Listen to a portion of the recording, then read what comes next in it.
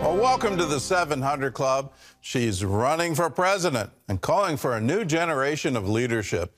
Nikki Haley is also taking a strong stand for historic American values, her Christian faith, and supporting the nation of Israel. CBN's David Brody spoke with Haley about those subjects and everything from abortion to the war in Ukraine. Here's a look at their conversation. I am running for president of the United States of America. In front of a packed house in Charleston, Nikki Haley came out swinging. America is not past our prime. It's just that our politicians are past theirs. Afterward, we sat down with the new presidential candidate who's preaching a message of generational change. Elected officials should come, do their job, and leave and let fresh blood come in. That hasn't happened. And so we have to have term limits in Congress. That mantra also means running against former President Trump. You had said at one point, obviously, that you would not run if he did.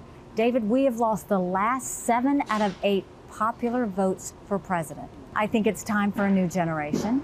I think it's time for someone who can speak that in a way that we bring more people in. And I think it's time that we focus on the fact that we can't keep talking about old issues and the status quo.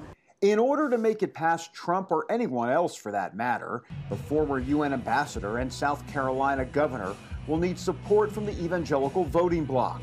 And she's making a case on abortion, saying it's time to pursue certain limits now that the High Court has overturned Roe. They can have the debate on whether that means 15 weeks or 10 weeks or 6 weeks. But let's at least start with the fact that we don't think that abortions up until the time of birth is acceptable. And let's accept the fact that we do want to save as many babies as possible and then go from there. What is the pitch specifically to those key primary voters, the evangelicals? So the first thing I'll tell you, there's no pitch. I am a person that every day walks with my faith on my shoulders and knows that I can't get through a day without God. And so I don't need to pitch anyone. I think they see it. I think they feel it. I think they know who I am. After growing up in the Sikh faith, Haley converted to Christianity, and her announcement speech included an evangelical flavor. Do not be afraid. Do not be discouraged, for God will be with you wherever you go.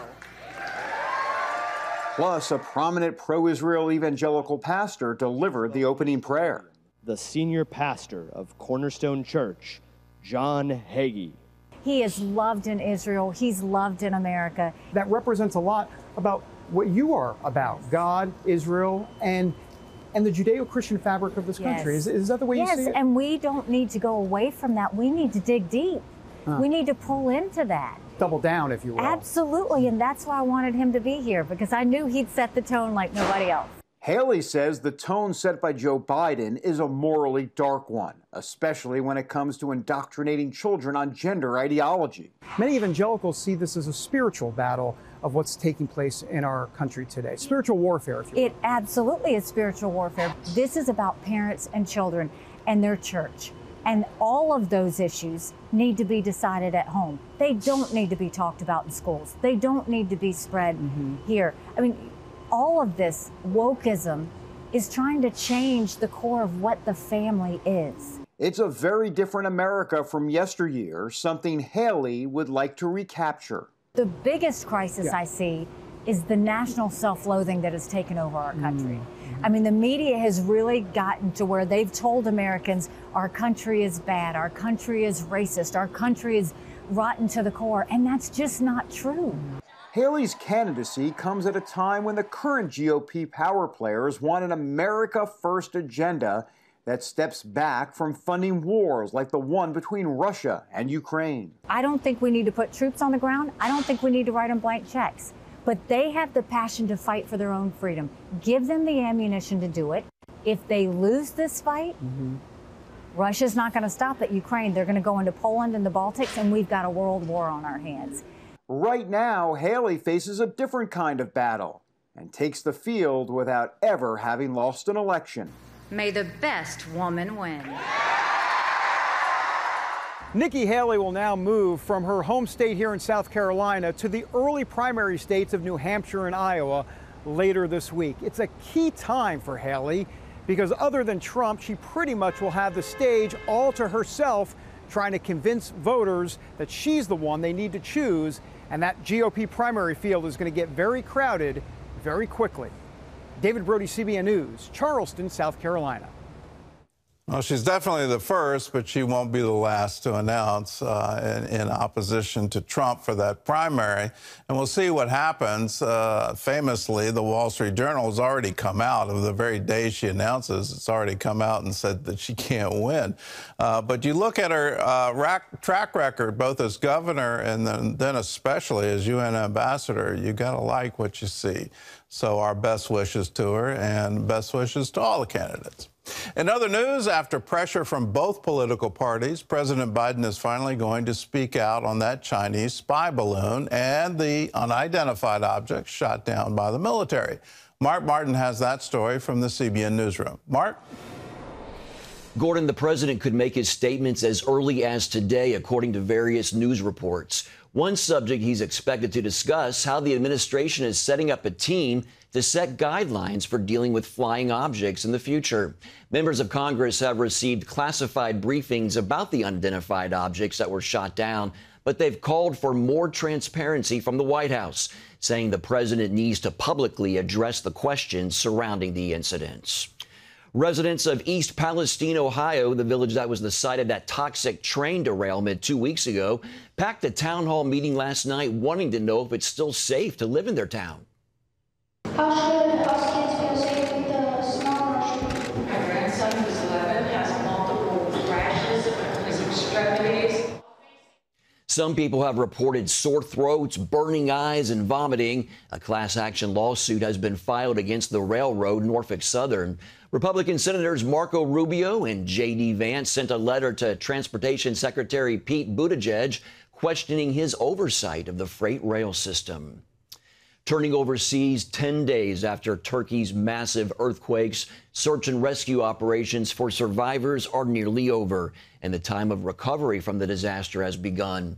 CBN's Chris Mitchell is on the ground inside Turkey as attention focuses on the need for humanitarian aid. Most international search and rescue teams have left the country, leaving behind a record of amazing rescues, such as Israel's United Hatzalah team, which pulled 15 people out of the rubble. Still, the growing death toll and collapsed buildings serve as a sobering reminder of the tragedy. The earthquake zone stretches for nearly 300 miles, indicating how massive the rebuilding program will encompass, which includes the lives of millions of earthquake victims. That's why Operation Blessing is on the ground. One of the immediate needs of the people affected by the earthquake is hot food, like distributed by this Operation Blessing team in this neighborhood in Hatay. God gave this opportunity to Operation Blessing to bless them, to love them, to listen to them, cry with them, and pray with them. You came. You found us. We thank all of you. God bless you. You gave us food. We are waiting for all of your support and help. The help includes clothes taken to these people living in tents as nighttime temperatures reach below freezing, and also the distribution of these food boxes. Thank you very much, Operation Blessing. You are welcome. We feel appreciated. We want you to continue helping. For the adults, the earthquake is clearly life-changing. For children, many are afraid to go back into their homes, even if they're still standing. You can see in their faces, even when they kind of sit and think, there's fear. That's why OB volunteer Karen Cochran stepped in. I just ran in and I just kind of organized some games, and we were playing Duck, Duck, Goose, and we were playing tag and singing and dancing and running around. And for Karen, Amir, and the entire team, it's about sharing God's love. Chris Mitchell, CBN News, Hatay, Turkey. And what a great comfort to see Operation Blessing on the ground there, Gordon. Well, it is a great comfort, but the devastation and just how massive this is. It's 300 miles long. Now, just imagine this. You get in your car and you drive from your house at 60 miles an hour. In 5 hours, you will be at the end of that's how big this territory is. That's 300 miles. Just try wrapping your head around that, let alone wrapping your heart around that. But we need to. We need to say, how can we help? How can we be there for these people who are survivors of one of the worst earthquakes in Turkey's history? Let's be there for them. Let's be there for them tangibly, providing what they need right now. They need shelter, they need food, they need water, they need medical care. The list is on and on and on. How can we help them? How can we reach out with love and compassion to be there for them in their time of need? If that's you, if you want to be a part of this effort, all you have to do is pick up a phone and call us. 1-800-700-7000. Just say, I want to give to the Operation Blessing Disaster Relief Fund. You can write a check to us and mail it in at CBN Center, Virginia Beach, Virginia, 23463.